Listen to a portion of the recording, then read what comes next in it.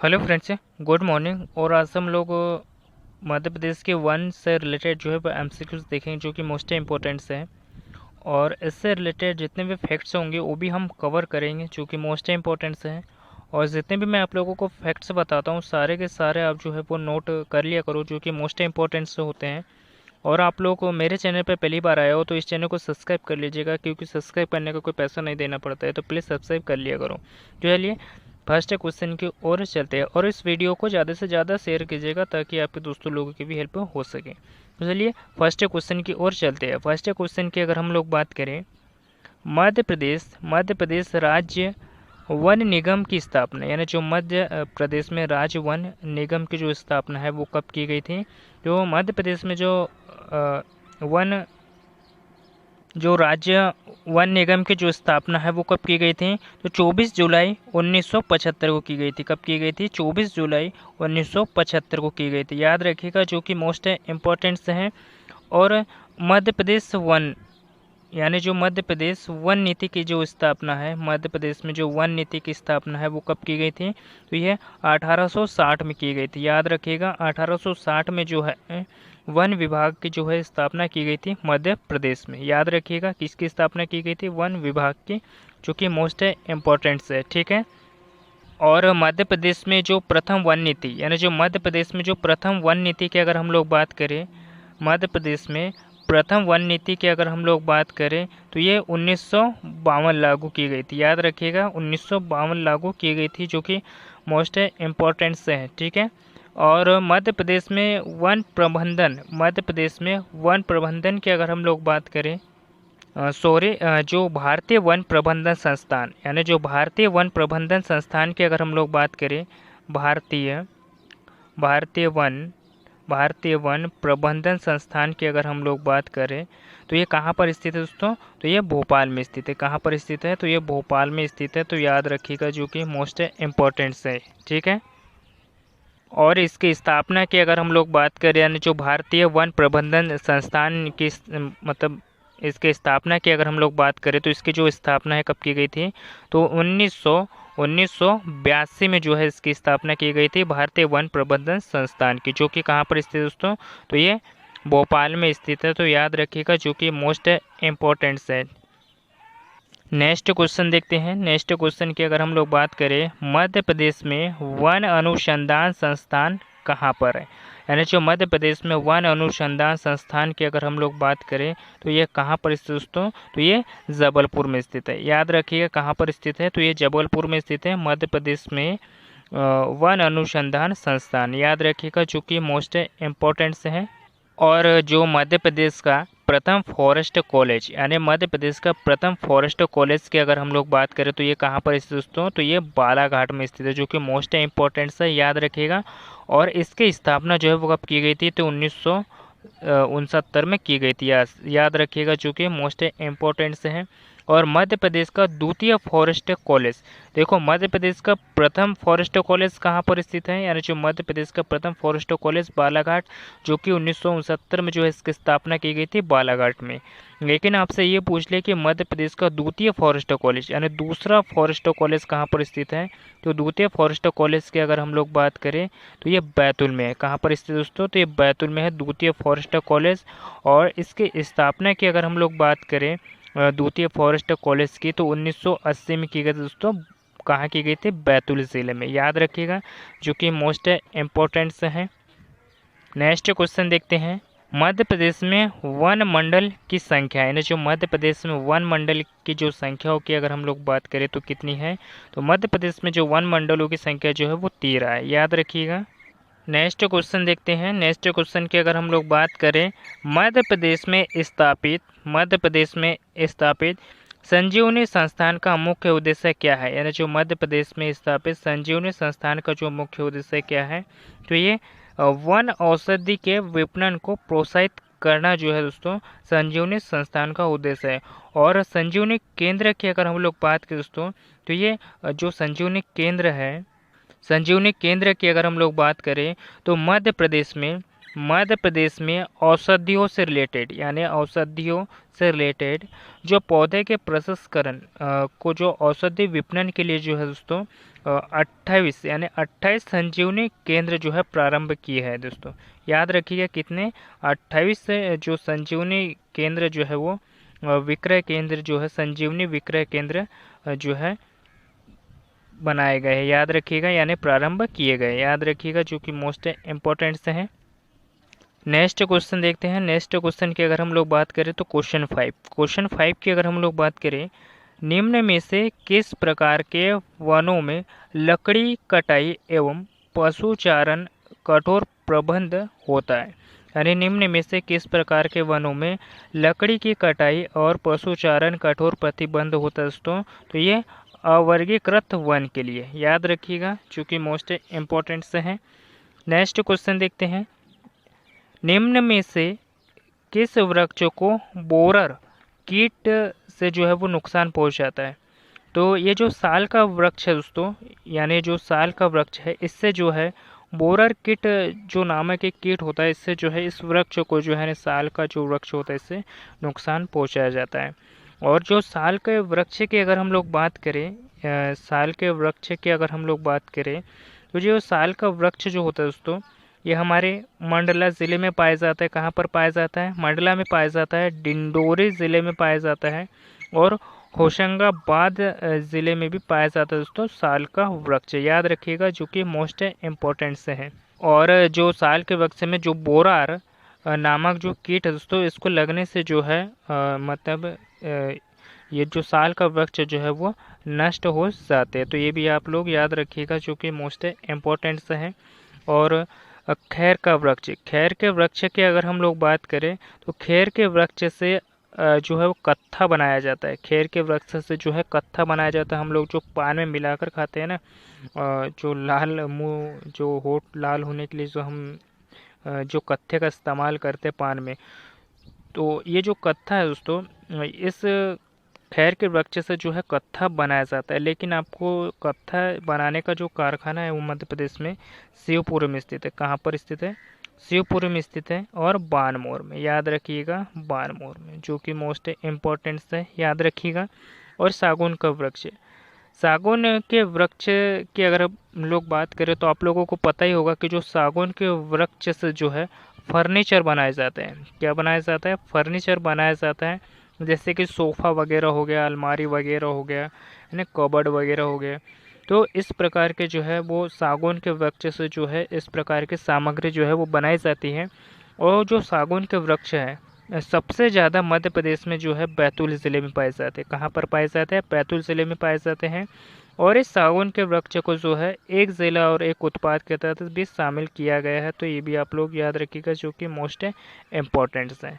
ठीक है, next question देखते हैं। यानी 7th क्वेश्चन की अगर हम बात करें, मध्य प्रदेश के किस जिले में उष्णकटिबंधीय पर्णपाती वन पाए जाते हैं। यानी जो मध्य प्रदेश के किन जिलों में जो है उष्णकटिबंधीय जो पर्णपाती वन पाए जाते हैं, तो इसके बारे में हम डिस्कस करेंगे। यानी हमारा जो सागर है, सागर की अगर हम लोग बात करें, जैसे कि सागर हो गया, छिंदवाड़ा हो गया और छतरपुर, और भी होशंगाबाद है। जैसे कि होशंगाबाद में भी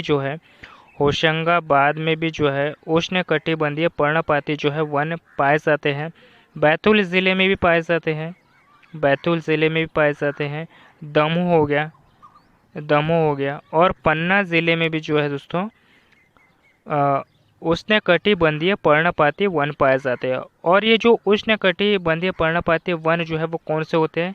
तो सागौन के वृक्ष होते हैं। कौन से होते हैं दोस्तों? तो सागौन के वृक्ष होते हैं। याद रखिएगा जो कि मोस्ट इम्पोर्टेंट है। अभी आपको पिछले क्वेश्चन में बताया है कि जो सागौन है बैतूल ज़िले में सबसे ज़्यादा पाया जाता है। मध्य प्रदेश के सबसे ज़्यादा जो है सागौन जो है बैतूल ज़िले में पाया जाता है। और सागौन का जो इस्तेमाल है फर्नीचर, अलमारी, कबर्ड और भी ऐसे बहुत सी चीज़ों में जो है वो सागौन की लकड़ियों का इस्तेमाल किया जाता है। ठीक है, और राज्य में अगर हम लोग बात करें, कुल वन जो क्षेत्रफल का जो सागौन के जो वृक्ष है बैतूल यानी जो मध्य प्रदेश में अगर हम लोग बात करें तो कितना है? तो ये 19.3 36% जो है वो सागौन के वृक्ष पाए जाते हैं मध्य प्रदेश में। याद रखिएगा, जो कि मोस्ट इम्पोर्टेंट से है।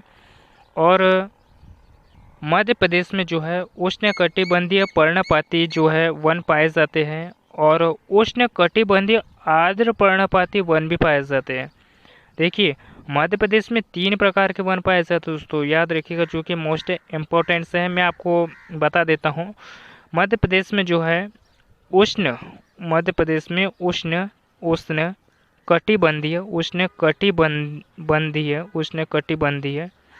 कटिबंधीय आर्द्र पर्णपाती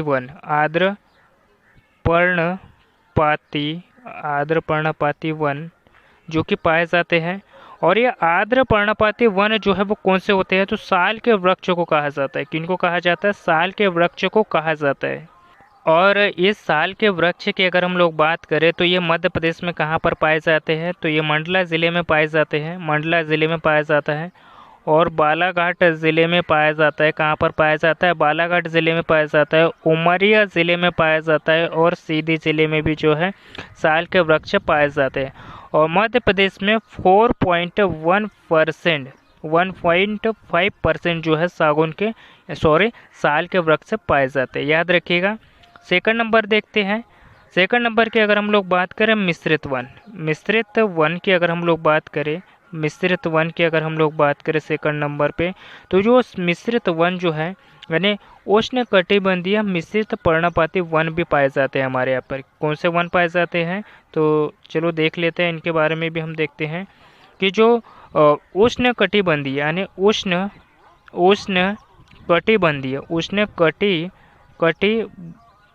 उष्णकटिबंधीय मिश्रित पर्णपाती वन भी पाए जाते हैं। कौन से वन पाए जाते हैं? उष्णकटिबंधीय मिश्रित पर्णपाती वन भी पाए जाते हैं दोस्तों, जिसे मिश्रित वन कहा जाता है। याद रखिएगा। और ये जो वन है मध्य प्रदेश में अगर हम लोग बात करें तो कितने % जो है मध्य प्रदेश में वन पाए जाते हैं, तो 58.49% जो है ये वन पाए जाते हैं उष्णकटिबंधीय जो मिश्रित वन। याद रखिएगा, मिश्रित पर्णपाती वन याद रखिएगा, जो कि मोस्ट इम्पोर्टेंट से हैं। और जो मिश्रित वन की अगर हम लोग बात करें तो ये बालाघाट, बैतूल, सिवनी, मंडला और भोपाल, इन जिलों में जो है मिश्रित वन पाए जाते हैं। और आप लोगों को मैंने उष्णकटिबंधीय वन के बारे में तो मैंने आपको बता दिया है कि जो 19.63% जो है मध्य प्रदेश में पाए जाते हैं और ये सागौन वृक्ष होते हैं। ठीक है, याद रखिएगा, जो कि मोस्ट इम्पोर्टेंट से हैं। प्रजाति के आधार पर वनों को जो है वो 3 भागों में बांटा गया है। ठीक है, प्रजाति के आधार पर जो है वनों को 3 भागों में बांटा गया है, जो कि उष्णकटिबंधीय पर्णपाती वन है और उष्णकटिबंधीय पर्णपाती वन है। और सेकंड नंबर पे आता है उष्णकटिबंधीय आर्द्र पर्णपाती वन है और उष्णकटिबंधीय मिश्रित पर्णपाती वन है। याद रखिएगा 3 है। ठीक है, जो कि मोस्ट इम्पोर्टेंट से है। और इसका जो राइट आंसर क्या हो जाएगा, तो ए ऑप्शन जो है वो हमारा राइट हो जाएगा। ठीक है, नेक्स्ट क्वेश्चन देखते हैं। मध्य प्रदेश में प्रादेशिक वन स्कूल कहाँ पर है, यानी जो मध्य प्रदेश में प्रादेशिक जो वन स्कूल जो है वो कहाँ पर स्थित है, तो ये शिवपुरी में स्थित है। याद रखिएगा। और शिवपुरी की अगर हम लोग बात करें तो यहाँ पे जो है वन विद्यालय भी स्थित है। याद रखिएगा, वन विद्यालय भी जो है वो शिवपुरी में स्थित है और वन विद्यालय जो है बैतूल में भी स्थित है। याद रखिएगा, वन विद्यालय शिवपुर में भी स्थित है और बैतूल ज़िले में भी स्थित दोस्तों। याद रखिएगा, जो कि मोस्ट इम्पोर्टेंट से है। और बैतूल ज़िले की अगर हम लोग बात करें तो यहाँ पे मध्य प्रदेश का द्वितीय फॉरेस्ट कॉलेज भी स्थित है, यानी जो मध्य प्रदेश का द्वितीय फॉरेस्ट कॉलेज भी जो है मध्य प्रदेश में स्थित है। याद रखिएगा, द्वितीय फॉरेस्ट कॉलेज भी जो है कहाँ पर स्थित है, तो ये बैतूल ज़िले में स्थित है। और इसकी स्थापना कब की गई थी, तो 1980 में जो है इसकी स्थापना की गई थी। तो याद रखिएगा, जो कि मोस्ट इम्पोर्टेंट से है। नेक्स्ट क्वेश्चन देखते हैं। नेक्स्ट क्वेश्चन की अगर हम लोग बात करें 9th क्वेश्चन, वन पालो एवं वन संरक्षणों का जो ट्रेनिंग स्कूल कहाँ पर स्थित है, यानी जो वन पालो एवं वन संरक्षकों को जो ट्रेनिंग स्कूल है कहाँ पर स्थित है, तो ये रीवा ज़िले में भी स्थित है और अमरकंटक में भी स्थित है और लखनऊ में भी स्थित है। तो ये जो हमारे सभी ऑप्शन है वो राइट हो जाएंगे। याद रखिएगा, चूँकि मोस्ट इम्पोर्टेंट से है। नेक्स्ट क्वेश्चन देखते हैं। वन पहरेदारों का ट्रेनिंग स्कूल कहाँ पर स्थित है? यानी जो वन पहरेदारों का जो ट्रेनिंग स्कूल है, इसकी अगर हम लोग बात करें तो ये कहाँ पर स्थित है? तो ये बैतूल ज़िले में भी स्थित है और सिंहभूम में भी स्थित है। तो ये दोनों जगह जो है दोस्तों क्या स्थित है? तो वन पहरेदारों की जो ट्रेनिंग स्कूल है वो यहाँ पर स्थित है। तो याद रखिएगा जो हमारा ए और बी ऑप्शन जो है वो हमारा राइट हो जाएगा। ठीक है। और बैतूल ज़िले में मैंने आपको अभी बताया कि जो वन विद्यालय है, वन विद्यालय जो है बैतूल ज़िले में स्थित है। और द्वितीय फॉरेस्ट कॉलेज यानी द्वितीय द्वितीय जो फॉरेस्ट कॉलेज है, द्वितीय फॉरेस्ट कॉलेज ये भी बैतूल ज़िले में स्थित है। ठीक है, याद रखिएगा। और द्वितीय फॉरेस्ट कॉलेज की स्थापना की अगर हम लोग बात करें तो इसकी जो स्थापना है कब की गई थी? तो 1980 में की गई थी। याद रखिएगा कब की गई थी? 1980 में इसकी स्थापना की गई थी, याद रखिएगा। और वन विद्यालय भी जो है कहाँ पर स्थित है? तो ये भी वन विद्यालय भी जो है बैतूल जिले में स्थित है। नेक्स्ट क्वेश्चन देखते हैं, 11वां क्वेश्चन, वन प्रबंधन शिक्षा केंद्र। वन प्रबंधन शिक्षा केंद्र की अगर हम लोग बात करें तो ये कहाँ पर स्थित है? तो ये बैतूल जिले में स्थित है। ठीक है। नेक्स्ट क्वेश्चन देखते हैं, मध्य प्रदेश में देश का कितने प्रतिशत तेंदुपत्ता उत्पादित किया जाता है?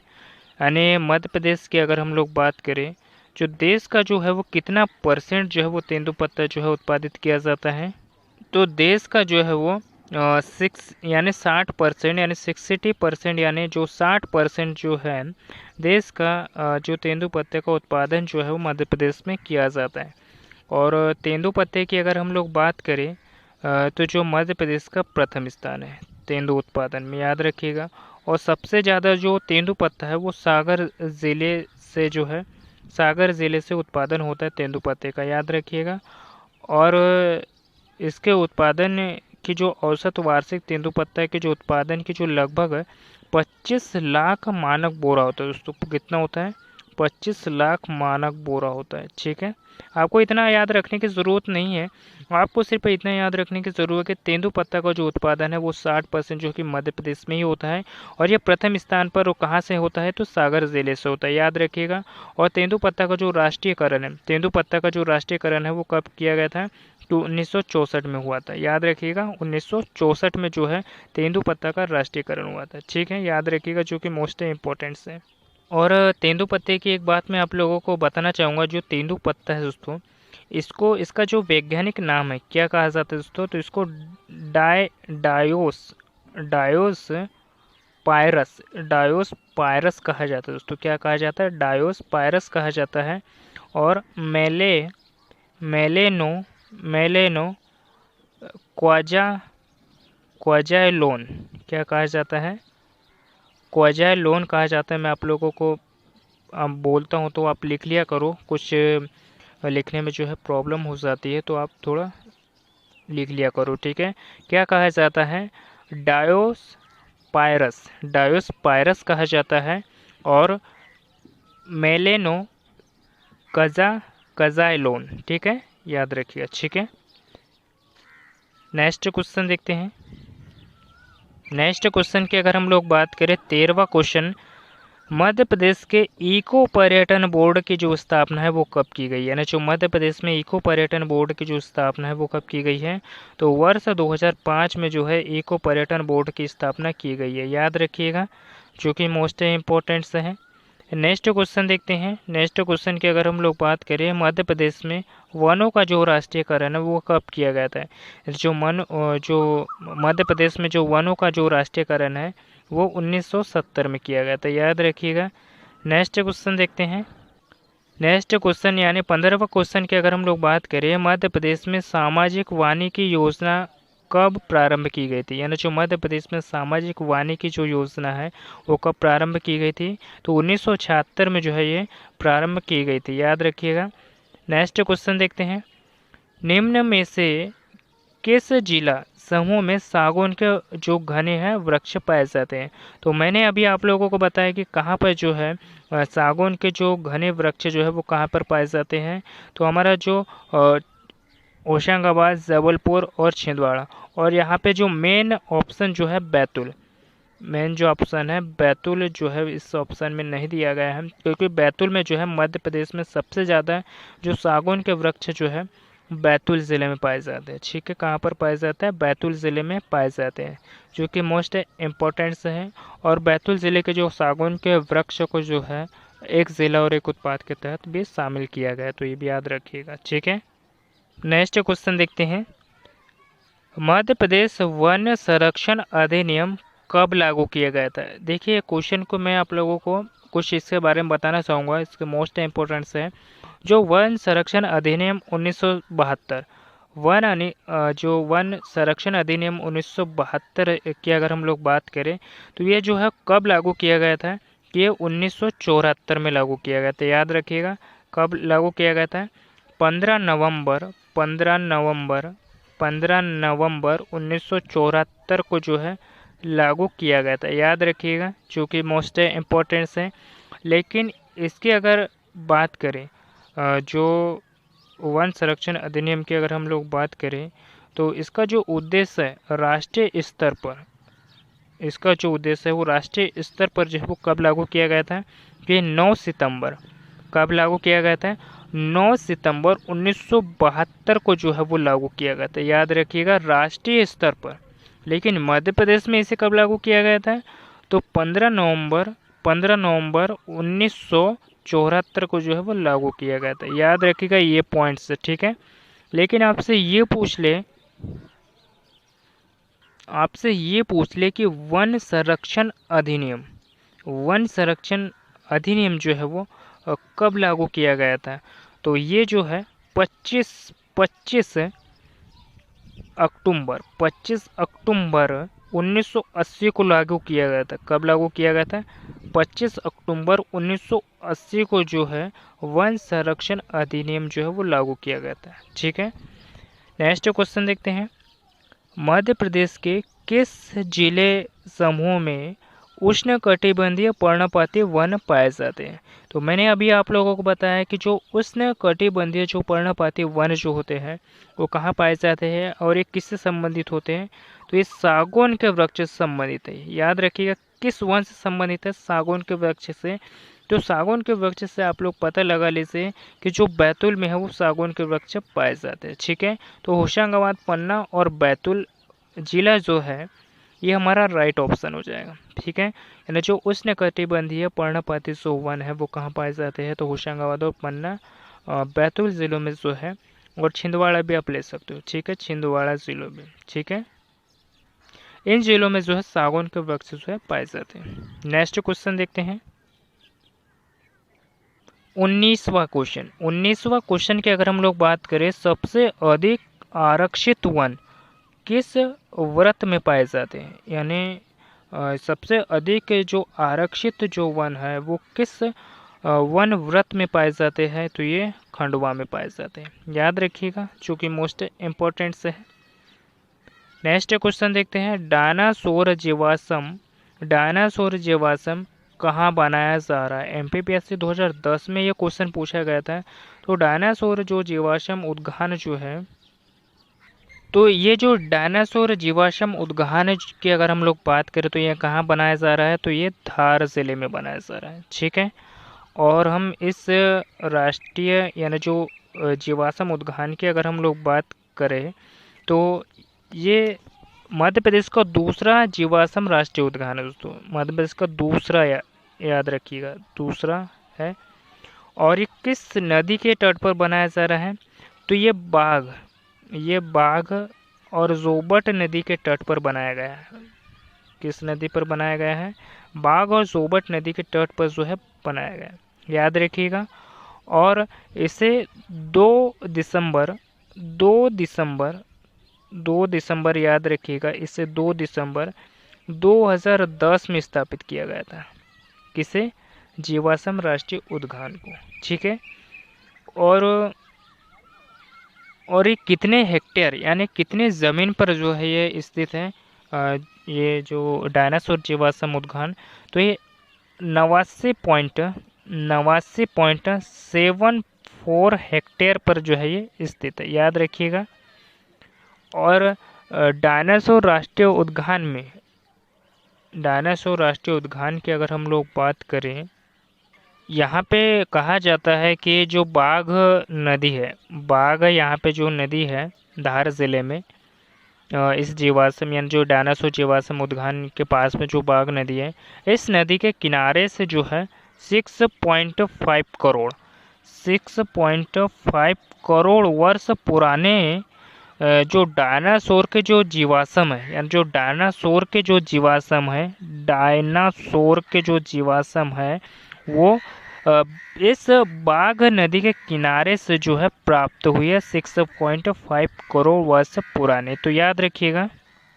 और ये जो डायनासोर जीवाश्म उद्यान कहाँ पर है, तो ये धार जिले में स्थित है। किस नदी के किनारे स्थित है, तो बाघ और जोबट नदी के किनारे जो है इसे बनाया जा रहा है। तो याद रखिएगा, चूँकि मोस्ट इम्पोर्टेंट्स है।